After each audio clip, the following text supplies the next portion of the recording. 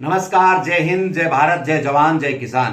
साथियों, आज मैं आपके सामने जुगल प्रजापति एक ऐसे विषय पर चर्चा करने जा रहा हूं जिस विषय को आप सोचने के लिए मजबूर हो जाएंगे। मैं बात आज किसानों की करना चाहूंगा कि किसानों का शुभचिंतक कौन है। केंद्र सरकार है या राज्य सरकार है या उनके समाज के या उनके कौम के या उनकी जाति के नेता है या कोई नहीं। साथियों, मैं आज आपको बता देना चाहता हूं, किसान कौम का कोई नहीं है। किसान हमेशा सुसाइड करता आया है, किसान के कर्ज हमेशा आया है, और जब किसान का जब कर्ज माफ होता है तो सोशल साइड के वीर कहते हैं कि उनका कर्जा माफ कर दिया। साथियों, कभी किसानों के लिए कोई लड़ा है क्या? साथियों, वर्तमान में कोई आपको ऐसा लगता है जो किसानों के लिए लड़ रहा है? क्या आपको लगता है किसानों का कोई शुभचिंतक है? साथियों, हिंदुस्तान नहीं, पूरे विश्व की एक कौम है वो किसान। किसान किसी जाति का नहीं होता, किसी धर्म का नहीं होता, किसी गोत्र का नहीं होता, किसी क्षेत्र का नहीं होता। साथियों, मैं बात किसान की करना चाहूंगा। जो किसान अपनी पूरी कमाई को खुले आसमान के नीचे रखकर सोता है, साथियों, पूरे विश्व में एक कौम है वो किसान है जो अपनी कमाई को आसमान के नीचे रखकर सोता है। साथियों, उनका शुभचिंतक कौन है? मैं आपको आज बता देना चाहता हूं, उनका शुभचिंतक है केंचुआ। आप ये बात सुनकर चौंक जाएंगे कि किस बात कर रहे हो, क्या बात कर रहे हो, कौन होता है केंचुआ?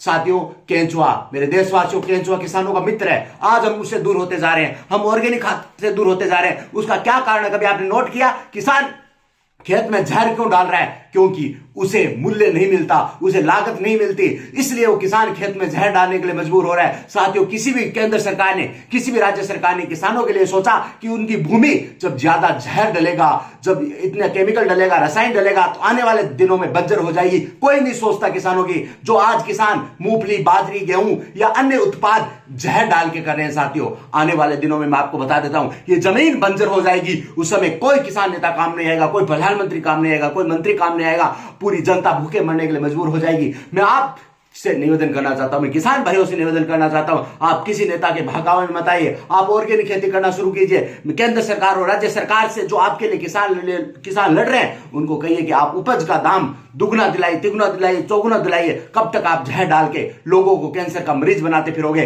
कब तक आप उन्हें लाइलाज बीमारियों का मरीज बनाते फिरोगे? आप सोचिए। मैं आप लोगों से हाथ जोड़ के निवेदन करना चाहता हूं, किसान हिंदुस्तान की नहीं, पूरी विश्व की ऐसी कौम है जो दुनिया का भला चाहती है, जो अपना बुरा करती है और दुनिया का भला चाहती है। लेकिन वर्तमान की राजनीति, वर्तमान की केंद्रीय राजनीति, वर्तमान की राज्य राजनीति ने किसानों को जहर के चंगुल में फंसा के छोड़ दिया है। आप देखते हो, आए दिन खेतों में जहर डाला जा रहा है, उस जहर से लोग भी मर रहे हैं, किसान भी मर रहे हैं। किसानों को कोई फायदा नहीं होने वाला, क्योंकि किसान एक बीघा में 10 क्विंटल मूंगफली, 20 क्विंटल मूंगफली, 30 क्विंटल मूंगफली प्राप्त जहर से कर सकता है। आने वाले समय में पूरी जहर से जब हमारी धरती माता बंजर हो जाएगी, तब उसका मालिक कौन होगा? मैं किसान भाइयों से कहना चाहता हूं कि आप ऐसे नेता का चुनाव करें, आप ऐसे संगठन बनाइए जो ऑर्गेनिक खेती की ओर बढ़े। आप से हाथ जोड़ के निवेदन है, इस विश्व को कैंसर मुक्त होने से बचाइए, इस भारत को कैंसर मुक्त होने से बचाइए। मैं आपको याद दिलाना चाहता हूं, पंजाब और हरियाणा से आने वाली बीकानेर में कैंसर ट्रेन, कौन है उसका जिम्मेदार? कौन सी हरित क्रांति जिम्मेदार है? सोच के देखिए, कब तक हम हमारे बच्चों को नपुंसक बनाते रहेंगे? कब तक हमारे बच्चों को जहर देते रहेंगे? सोचना जरूर है।